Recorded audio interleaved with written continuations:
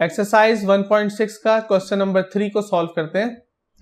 Question number 3 में मेरे पास Z1 और Z2 की वैल्यूज गिवन है। ये Z2 जो गिवन है मेरे पास वो है 2 होल 1/2 माइनस 2 आयोटा। इसी को मैंने सिंप्लीफाई करके लिख लिया है 5/2 माइनस 2 आयोटा। तो मुझे बेसिकली प्रूव करना है इन रियलिटीज को, ठीक है। तो पहली रियलिटी मैंने लिख ली कि Z1 बार प्लस Z2 बार बराबर होता है Z1 plus Z2 whole bar के। तो ये मेरे पास एक इक्वेशन है जिसमें इक्वल्स टू का साइन आ रहा है और इक्वल्स टू के राइट हैंड साइड पे मेरे पास जो एक्सप्रेशन गिवन है वो है Z1 बार प्लस Z2 बार, और इसी इक्वेशन के लेफ्ट हैंड साइड पे जो मेरे पास एक्सप्रेशन गिवन है वो है Z1 प्लस Z2 का होल बार। अब मुझे उसको प्रूव करना है, तो सबसे पहले मैं सपोज करूंगा right hand side. Right hand side क्या कहता है Z1 बार प्लस Z2 बार। तो Z1 मेरे पास गिवन है -4 + 6 आयोटा। जब हम इसका कॉन्जुगेट लेते हैं यानी कि Z1 बार, तो हम उसमें बेसिकली इमेजिनरी पार्ट का साइन चेंज कर देते हैं। तो इस केस में मेरे पास Z1 बार क्या बन जाएगा -4 - 6 आयोटा। इसी तरह Z2 बार मेरे पास बन जाएगा 5/2 + 2 आयोटा। तो अब मैं इन दोनों को ऐड कर लेता हूं, तो ये बन जाएगा -4 - 6 iota plus 5/2 + 2 iota. Upon solving this addition मैं इसको लिख सकता हूं -4 - 6 आयोटा प्लस 5/2 + 2 आयोटा। अब ये -6 आयोटा और 2 आयोटा ये बन जाएंगे -4 आयोटा, और जो मेरे पास रियल पार्ट है -4 + 5/2 इसको मैं एक साथ लिख सकता हूँ -4 + 5/2। अब इसी रियल पार्ट को सॉल्व कर लेते हैं। यहाँ पर जब मैं एलसीएम लूंगा तो ये बन जाएगा -8 + 5/2, ठीक है, जो कि ये बन जाएगा -4 आयोटा, और -8 + 5 कितना होता है -3/2। तो इसको मैं रीअरेंज करके लिख लेता हूँ कि पहले रियल और बाद में इमेजिनरी, तो ये बन जाएगा -3/2 -4 आयोटा। ये मेरे पास क्या बना है Z1 बार प्लस Z2 बार, जो कि है राइट हैंड साइड। इसको मैं कहता हूँ क्वेश्चन नंबर 1। अब मैं सपोज करूंगा left hand side. Left hand side क्या कहती है Z1 प्लस Z2 का होल बार।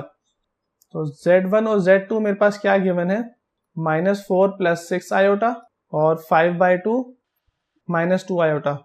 तो पहले मैं इनका सम ले लेता हूँ, बाद में इसका कॉन्जुगेट ले लूंगा। तो ये बन जाएगा मेरे पास -4 + 6 आयोटा प्लस 5/2 - 2 आयोटा। ये बन जाएगा -4 + 6 आयोटा -2 आयोटा प्लस 5/2। ये बनेगा -4 + 5/2 और 6i - 2i ये बन जाएगा +4i। यहाँ पर एलसीएम ले लेते हैं, तो ये बन जाएगा -8 + 5/2 + 4 आयोटा। अगेन मेरे पास ये -3/2 + 4 आयोटा बन रहा है। ये आ रहा है मेरे पास Z1 + Z2। अब जब मैं इसका कॉन्जुगेट लूंगा, taking conjugate on both sides, तो ये बन जाएगा Z1 + Z2 का bar is equals to -3/2 - 4 iota. इसको मैं कहता हूँ इक्वेशन नंबर 2। तो आप यहाँ पर देख सकते हैं मेरे पास जो इक्वेशन नंबर 2 है वही मेरे पास इक्वेशन नंबर 1 भी है, दोनों का सेम आंसर आ रहा है।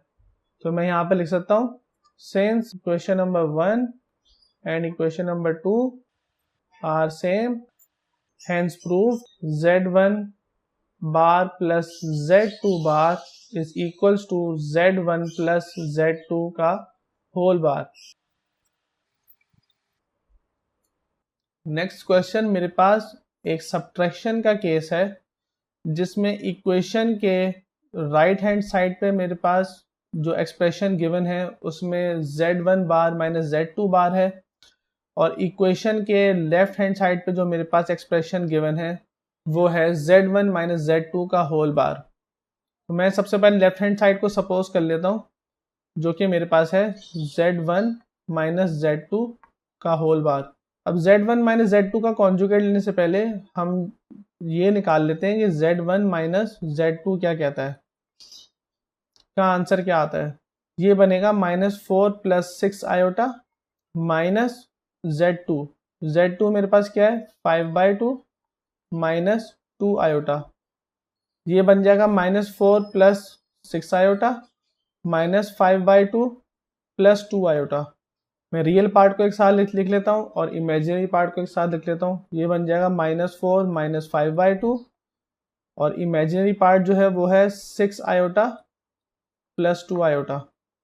ये मेरे पास एलसीएम लेने के बाद क्या बन जाएगा? -8 - 5/2 + 6i + 2i इज 8 आयोटा। ये मेरे पास क्या बन जाएगा? -8 और -5 -13/2 + 8 आयोटा। ये बनेगा मेरे पास Z1 - Z2। अब इसी का मुझे कॉन्जुगेट लेना है तो मैं लिखूंगा taking conjugate on both sides, जो कि बनेगा Z1 - Z2 का whole bar is equals to -13/2 -8 iota.